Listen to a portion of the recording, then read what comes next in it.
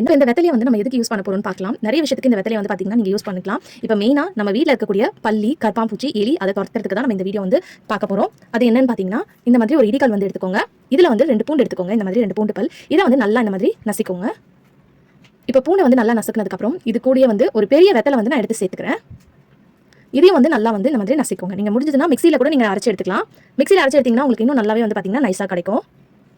So கொஞ்ச நேரம் இந்த மாதிரி நல்லா க்ரஷ் பண்ணாலே போதும், உங்களுக்கு அது நல்லா சாஃப்டாக பேஸ்ட் மாதிரி கிடச்சிரும். ஸோ இந்த மாதிரி இருக்கும், பார்க்கும்போதே உங்களுக்கு தெரியும். ஸோ இதை வந்து ஒரு பவுலில் வந்து சேர்த்துக்கலாம். இப்போ இதை வந்து பவுலில் சேர்த்ததுக்கப்புறம் இதில் வந்து நம்ம சுடு தண்ணி தான் சேர்த்துக்கணும். நல்லா சூடாக இருக்கக்கூடிய தண்ணியை வந்து நீங்கள் சேர்த்துக்கணும். அப்போ தான் இந்த பூண்டில் இந்த வெத்தலையில் இருக்கக்கூடிய எசன்ஸ் எல்லாம் வந்து பார்த்தீங்கன்னா இந்த தண்ணியில் இறங்கி உங்களுக்கு மிக்ஸ் ஆகும். ஸோ இப்போ இந்த தண்ணி வந்து நம்ம சேர்த்ததுக்கப்புறம் இதில் வந்து பார்த்தீங்கன்னா கொஞ்சமாக வந்து வினிகர் சேர்த்துக்கோங்க.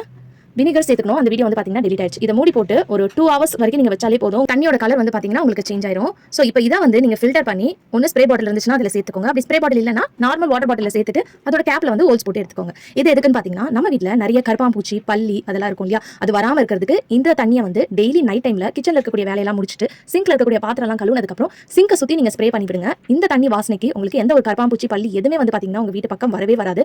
ரொம்ப எஃபெக்டிவா ஒர்க் ஆகும். கண்டிப்பா ட்ரை பண்ணி பாருங்க. இந்த மாதிரி சிங்க்ல நீங்க ஸ்ப்ரே பண்ணி விட்டுட்டு இதுக்கு மேல அந்த சிங்க் ஹோல்ஸ்ல எந்த ஒரு கரப்பாம்பூச்சியும் மேல வராம இருக்கிறதுக்கு ஒரு பாத்திரம் கூட நீங்க